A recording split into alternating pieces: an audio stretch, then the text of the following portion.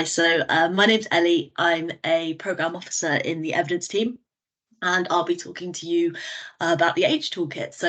To give just a definition from the World Health Organization, age at the biological level, aging results from the impact of the accumulation of a wide variety of molecular and cellular damage over time.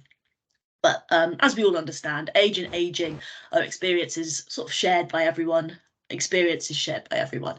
And age can have really varying implications for a person's health and well-being, such as affecting their influence and vulnerability to health risks. So to just give an example, different cancers are more prevalent among different age groups. So children and young people are at higher risk of cancers like leukemia, whereas someone of a middle age to older adults, they're at higher risk of cancers such as colon or prostate. Data on age is really important because it can separate population groups to highlight trends and identify gaps in services. Next slide, please. So just looking at the local context. So here is what we call a population pyramid, and it's taken from data from the 2021 census, so from ONS. And to just speak a little bit about this, from the data, we can outline that Birmingham is a young city. So 36.6% of the Birmingham population were aged under 24 years of age. And this compares to 29% across England and Wales. In addition to this, Birmingham has less older people than England. So Birmingham has 13.1% of their population being aged over 65.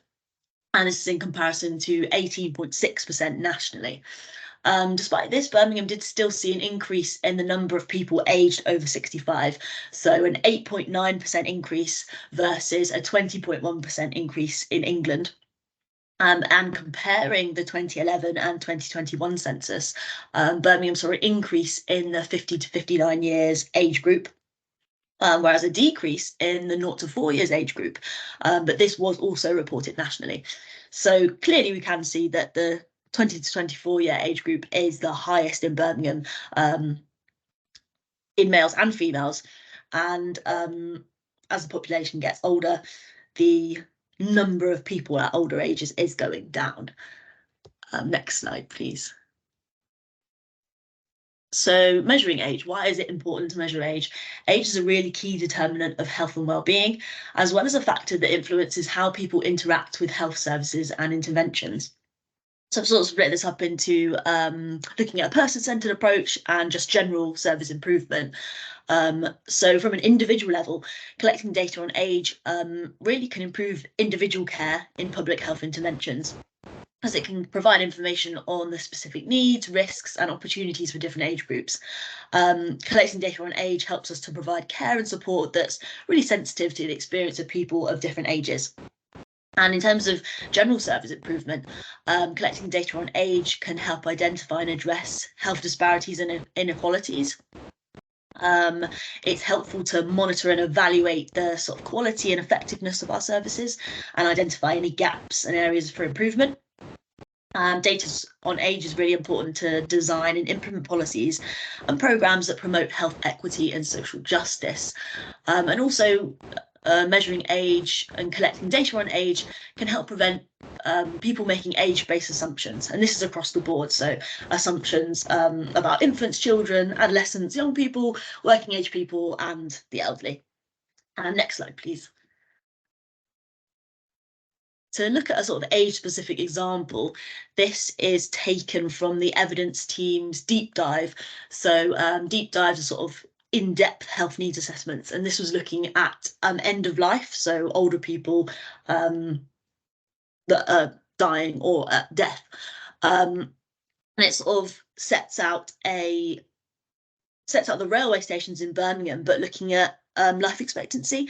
So at the bottom at the key there, you'll see that in blue we're looking at ages of males, and the average male life expectancy in Birmingham is 77.6 years. Compared to 79.6 years for England. And then for females in red, the average female life expectancy in Birmingham is 82 years compared to 83.1 years in England. And if you just take a look at the red line, so where it starts from New Street and then goes up to Blake Street there, so sort of Duddeston to Blake Street, for both the male and females, there's a stark difference in life expectancy moving up that railway line. So female life expectancy goes from 79 years of age to 86 years of age. So this is a 7-year difference. And then males, just in these 7 stops, can be a 9-year difference. So, I mean, it's really interesting to look at. It's sort of a great infographic to show how environmental factors, so where you live, and sort of the sub factors that come into that. So anything from crime rates, availability of fresh, healthy food, access to education, etc., can influence a person's life expectancy. Next slide, please.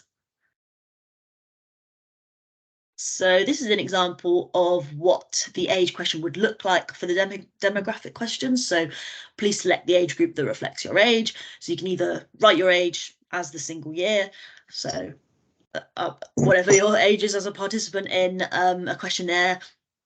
You can circle a 5-year age band or circle a 10-year age band, or, as Lauren suggested, another answer you can choose is just the do not wish to answer, and you can tick that box. Next slide, please. But just looking at some specific considerations related to this, and related to how we collect data on age. A few comments to make. So I think it'd be important to include an under 1 year's age group. There's so much development that takes place in the first year of life that sort of 0 to 4 years may be too broad, especially looking at Birmingham as a city, because Birmingham has a high infant mortality rate compared to the England average. England has a value of 3.9 infant deaths per 1,000 births, whereas Birmingham, the value is higher at 5.6 per 1,000 births. This is from 2019 to 2021. So a statistically significant difference, and it's something that needs to be monitored carefully. In the orange bubble there, we'll see another point is the preference is to maybe collect in single or 5-year age bands, just because in not all situations it would be appropriate to stratify in the 10-year age band. For example, the 10-year age band doesn't always fit with the age bands of organisations that Birmingham City Council work with. So, for example, the Children's Trust. And sort of sometimes it might miss out key ages. So, for example, the key age of 24 is, I guess, hidden within the 20 to 29-year age band, just because 24 is a really key age to measure, just because it's usually where young people services drop off. Another key age would be 18 in the transition to adulthood, again, sort of hidden within the 10 to 19-year age band. There is potential issues with collecting data in singular years. So yeah, collecting age as data in individual years. So for example, if participant X is 39 years old, participant Y is 67 years old, this is a lot of information given about this person. So in some instances might breach GDPR and lead to data suppression, which is not something that we want.